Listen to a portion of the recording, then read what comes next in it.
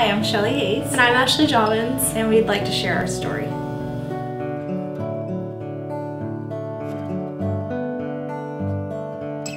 Okay, well, I can tell you that I've always wanted to adopt kids. I thought I'd be married doing this, but I'm single. And I really started thinking about fostering, maybe about a year and a half ago, and I heard a woman talk on the radio on the river about having a Christian foster and adoption agency, and I knew once I heard that that was probably the place I was supposed to be. And it took me about 6 months to get up the courage to take the training classes, fill out all the paperwork, and then everything just kind of snowballed from there.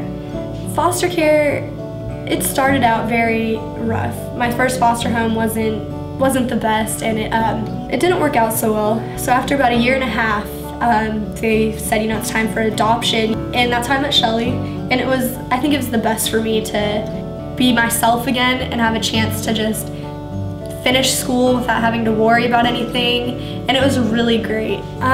Well, throughout foster care, you don't really know what's gonna happen. Sometimes a lot of kids get taken advantage of, and they don't know. Specifically, I didn't know where I was going to be, if I was going to end up with my aunt in California or stay at the foster home I was in. The adoption ceremony, it really meant that everything was finalized. Like, I knew there was no more caseworkers, no more it wasn't so chaotic. Like, you just know everything is final. Like, you have a home now, and you can really just settle down and know that, you're stationed. Like, that's where you're going to be, and really find yourself and be yourself and not have to worry about anything. The church has been so welcoming. I have met many other foster families just from being here, and it's really good because you can relate to them, and some of them are close to my age, and I've had one-on-one talks with them, and it's just nice to know that your church family, there are people that go through the same thing you go through. Like, once again, it goes back to the whole stable thing. Like, I really felt like this is where I was supposed to be. And this family, church family let alone, has just been very opening and just really welcoming that's just another part of life. Well, not everybody's called to be a foster parent, and I know that. And so people have asked me, well, what can I do to help? Well, I could tell you what you could do to help. You could be a mentor.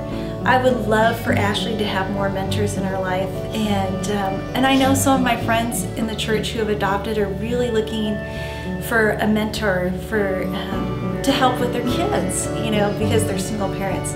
Another avenue is just to simply be a cheerleader and just be a prayer partner, and maybe you're just there to say, hey, is there anything I can do for you today? Or can I give you a break, and maybe you can go do something while I watch your child. Another way that you could help too would be a CASA advocate, and basically what you're doing is you're being an advocate in court for the child's best interests, and we really need that. The kids need good representation, and to know that there's people out there that are fighting for them and their best interest.